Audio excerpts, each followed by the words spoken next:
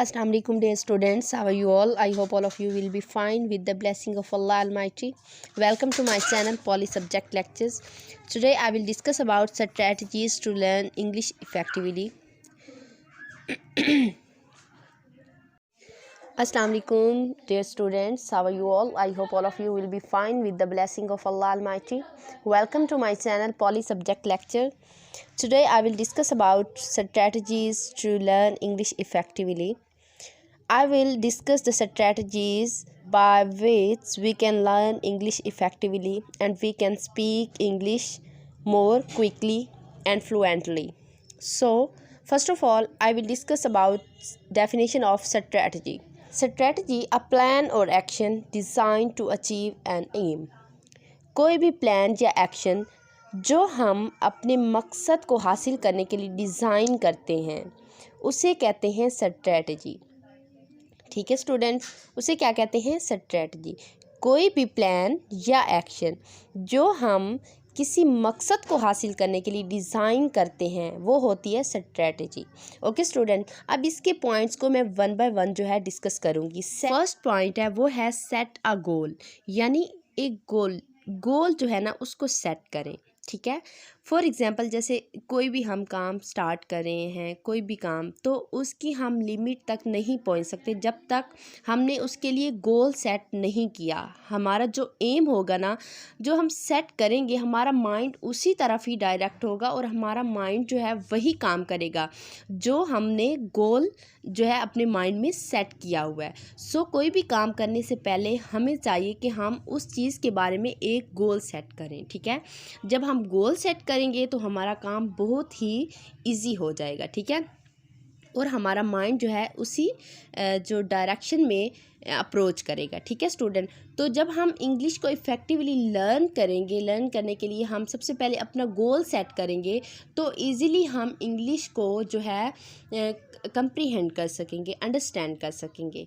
ठीक है स्टूडेंट, जो अगर मैं इस गोल के बारे में बात करूं कि set a goal, for example कोई शख्स जो है ना अपने गोल को सेट नहीं करता, लेकिन उसने अभी सोचा भी नहीं है कि उसने क्या करना है, तो वो शख्स जो है कभी भी अपनी स्टोरी यानी मंजिल तक नहीं पहुंच सकता। हम ये भी कह सकते हैं कि जो शख्स गोल नहीं रखता वो बिल्कुल इसी तरह है जैसे अ फ्लावर विदाउट स्वीट स्मेल। तो हम इससे अंदाज़ा लगा सकते हैं कि गोल कितना ही इम्पोर्टेंट है हमारे लिए। अच्छा, सेकंड पॉइंट है फाइंड ए रूटीन।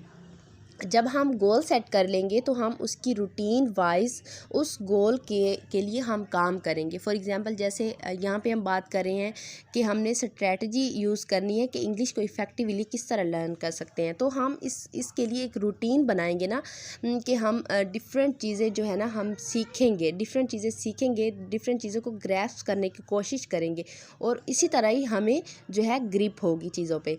उसके बाद है प्रैक्टिस अलॉट। थर्ड नंबर है प्रैक्टिस अ लॉट। जब हम कोई चीज़ हम करते हैं तो उसकी जब हम प्रैक्टिस करेंगे तो वो चीज़ हमें बिल्कुल हम कह सकते हैं कि हमें फर आने लग जाती है, उस चीज़ के बारे में हमें समझ बहुत ज़्यादा आ जाती है, हमारा माइंड उस चीज़ पे बहुत ज़्यादा रिएक्ट करने लग जाता है। तो प्रैक्टिस जो है ना वो बहुत ही काम को आसान बना देती है। हम कह सकते हैं practice makes a man perfect, हम ये कह सकते हैं। अच्छा, 4 पॉइंट है मेक मिस्टेक्स। जब हम प्रैक्टिस करेंगे, फॉर एग्ज़ाम्पल जब हम इंग्लिश किसी के साथ बोलेंगे, हमारा फर्स्ट स्टेप होगा, हम बिगनर हैं, जैसे हम बोलना चाह रहे हैं, तो मतलब इंग्लिश तो हमारी इंटरनेशनल हमारी नेशनल और इंटरनेशनल लैंग्वेज है ना, तो हम जो है कम्युनिकेट करने के लिए हम जब दूसरों के साथ इंग्लिश में बात करेंगे तो मिस्टेक्स तो होंगी, जब अर्ली स्टेप पे होंगी ना तो मिस्टेक्स होंगी।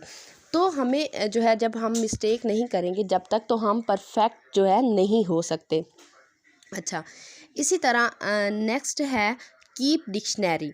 जो डिक्शनरी है उसके बाद जो हम वर्ड्स सीखेंगे, जो हमारे पास वर्ड्स आएंगे, एक टूल हमारे पास, जो डिक्शनरी है ना ये हमारे पास एक टूल है। ठीक है, कि हम इंग्लिश को जो है किस तरह कंप्रीहेंड कर सकते हैं, यानी हमारी वोकैबलरी का ये एक टूल है।